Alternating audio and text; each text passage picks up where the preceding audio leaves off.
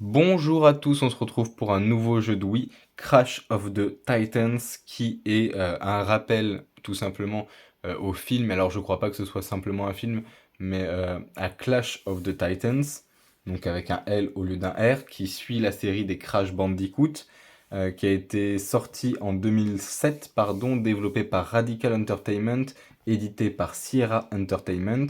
On est sur le sixième de la série Crash Bandicoot, en prenant en compte le fait qu'à cette époque-là, il n'y avait que 6 jeux canons avec celui-ci. Si on compte les jeux qui ne sont pas canons, donc qui ne font pas réellement partie de l'histoire et de l'univers de Crash Bandicoot, c'est le 14e jeu à sortir. Il est un petit peu particulier puisqu'en étant sorti en 2007, il est sorti sur PS2, PSP, Xbox 360, Wii, DS et GBA. Donc autant dire que DS, GBA, ça va assez rarement avec Xbox 360 et avec Wii. En revanche, ça va souvent avec PS2. On a la PSP qui se glisse un petit peu au milieu. Donc ça en fait un jeu un petit peu particulier. On va en plus de ça rappeler que sur DS et sur GBA, ça a été développé par quelqu'un d'autre, qui est Amaze Entertainment, parce que c'est pas du tout le même genre de console. Tout simplement.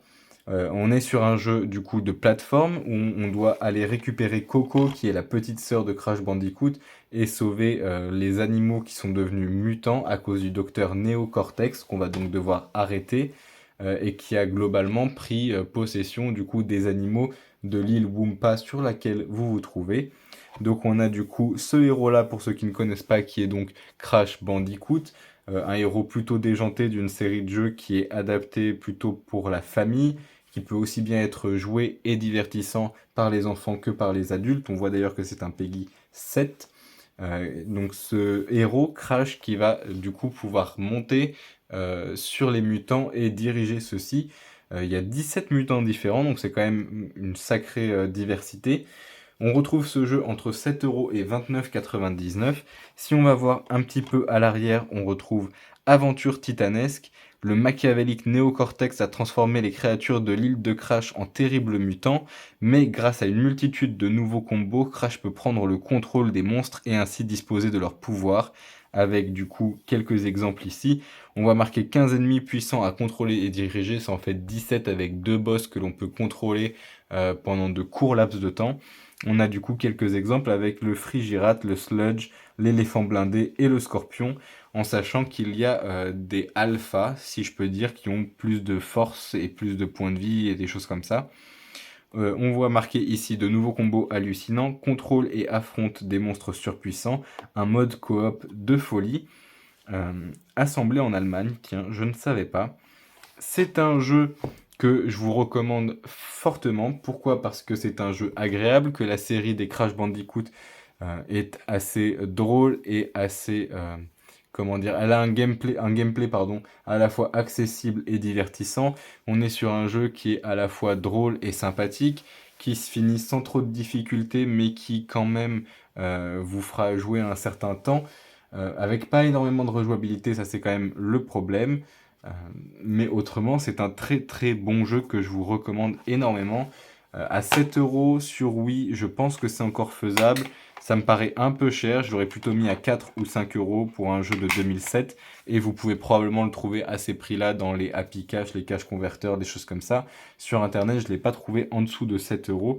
Après, les Crash Bandicoot, c'est entre guillemets les Pokémon ou les Mario du pauvre.